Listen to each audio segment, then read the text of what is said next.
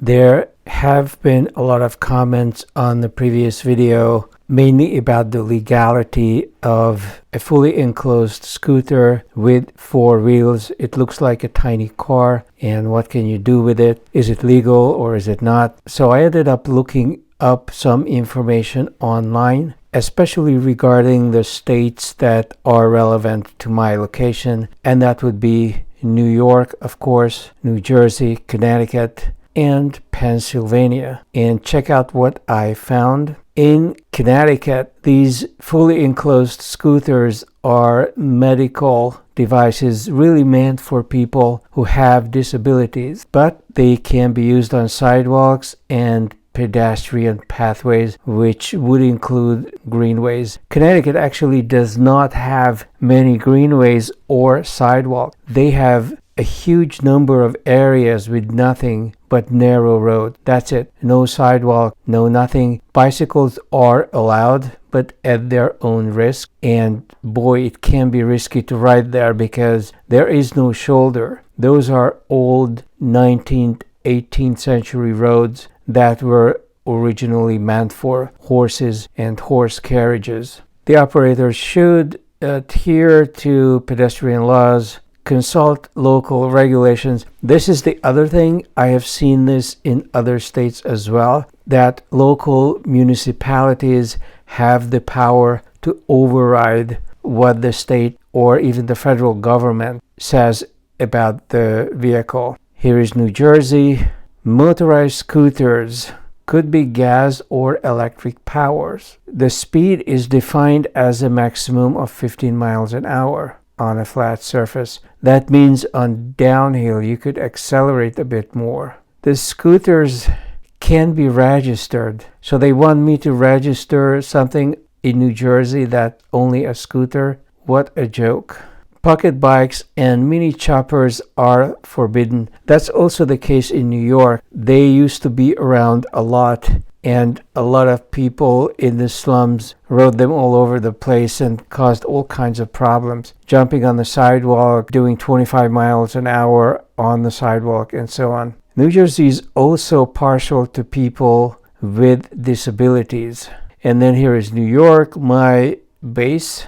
It is supposed to be electric and assistive, but that would also include a Segway, which is really not for somebody who has a disability. Interestingly enough, New York adds an age minimum. You have to be at least 16 years old to operate one. Obey the traffic laws, yield to pedestrians, blah, blah, blah. Local municipalities can override the law and define where you can use this. Usage in state parks is forbidden. But then the question is the Empire Trailway a state park or what is it? I'm not sure if it is a state park, but it's not impossible that some road bikes call the police on you. They once called the police on me for operating a simple stand-up scooter. This was back in 2015. They are really, really jealous of anybody who has something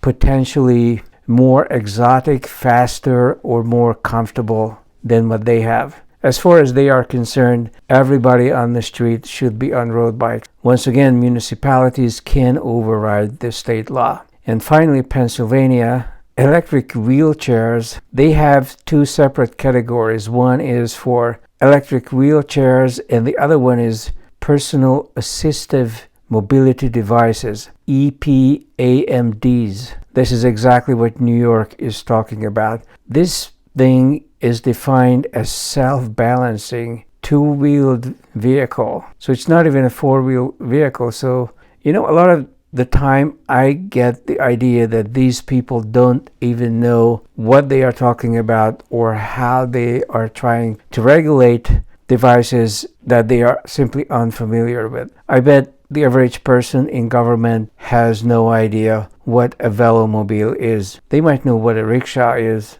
They are allowed on sidewalks and roadways unless the local government prohibits them. They are not subject to titles, registration, inspection. That makes sense. Now, I also looked up low-speed vehicles. I mentioned in the previous video that these are the kind of golf cart like things that can do a maximum of 25 miles an hour, but as a result they have to be registered and titled. I believe you have to have some kind of a driver license as well to operate them, and they cannot get on the greenway, which is really not nice. Connecticut does not have laws addressing these vehicles, but that does not mean that they are forbidden. So I assume that if you register one in New York and you drove over to Connecticut, then so long that you don't cause any trouble, they probably would not pay much attention to it. But then if you get on almost any road, the traffic is going to move faster than 25 an hour. New Jersey, they do have an LSV or low speed vehicle law. The speed has to be between 20 and 25 an hour. So you cannot be slower than 20. They have a minimum speed as well as a maximum speed definition.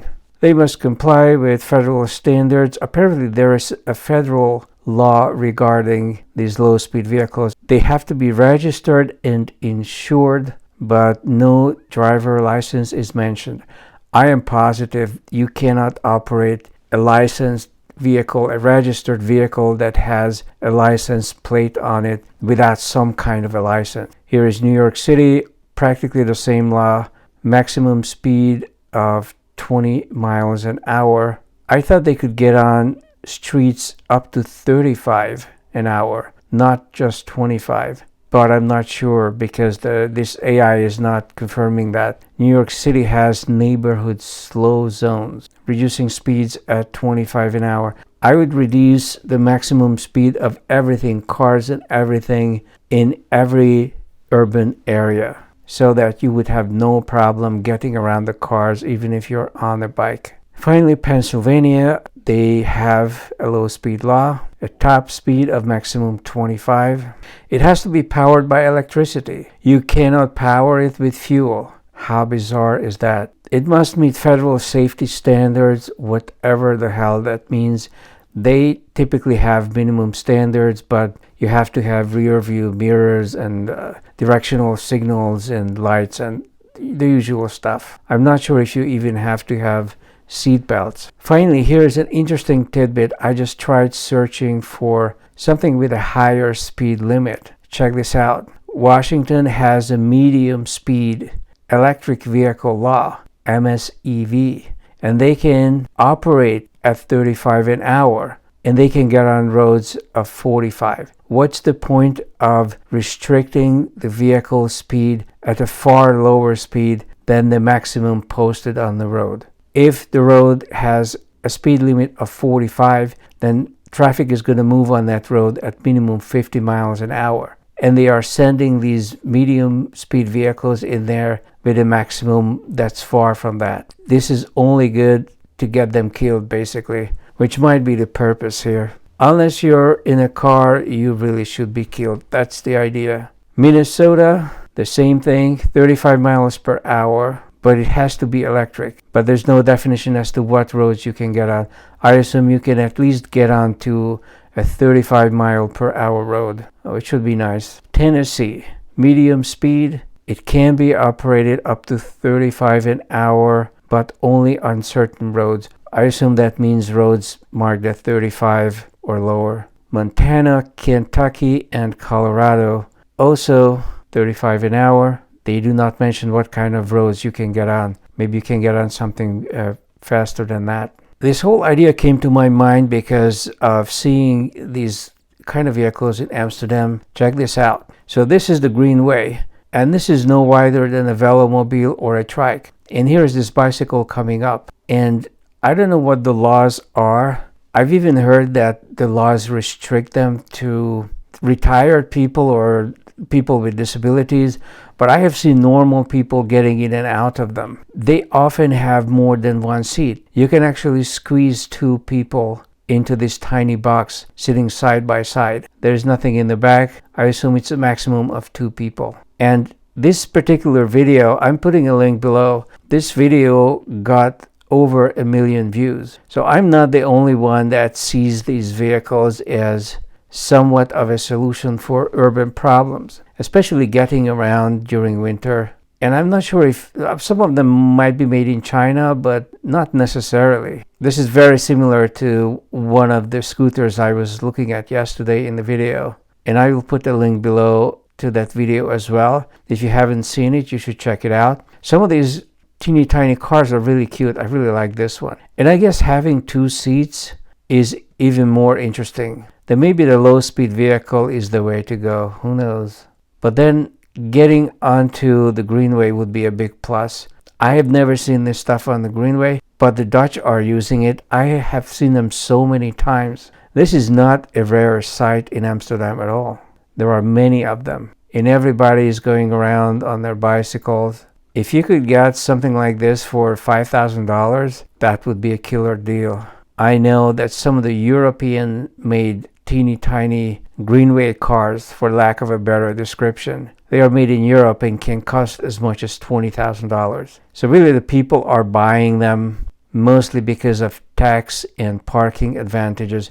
And also on the Greenway, who's going to be in your way? Nobody. There's no traffic jam. This is an Italian car. I actually love the design. There are some cheap Chinese imitations of it as well. It actually costs $18,000. The speed is very, very limited. 2 people can sit in it, but they have excellent view and the car is really cute. It is much smaller than a smart car. Forget about the smart car. The thing is, a place like Amsterdam, just like New York, can have a very cold winter. Here you see the difference. This is roughly half the length of a smart car. It has a very tiny turning radius. But people use them to get around, and it's just so easy to park them. You can leave them almost wherever you want, even on the sidewalk. So I'm not sure what the laws are, but the Europeans in general have much more advanced laws. They have far more people using alternative transportation and micromobility than in the US. And that's because of the high cost of energy and all the taxes involved. Here's another interesting video I wanted to show you. This video has 4 million views. This is in the US actually. Check out this home-built car. I think the loophole in the US is that if you put in the drivetrain, then that can be registered as a home-built vehicle in practically any state, and you can get on any road you want, including the highway. This is a US guy, some retiree, who builds these tiny cars as replicas in his garage. And this is pretty sophisticated stuff for somebody to just build. This is amazing stuff. But look at how tiny it is. Ridiculous rides. This whole channel is about ridiculous rides, but apart from the fact that this isn't trying to be a replica, which is, shall we say, probably very difficult to build, it's actually very useful and can be very practical. Maybe not where he lives, maybe for him this is just a hobby, but in a more modern way, definitely taller than this thing, it could actually make sense. Alright, this is it for the current video. I'm putting links below. Make sure to like, subscribe, check out the shop, and check out my t-shirts, and I'll be back.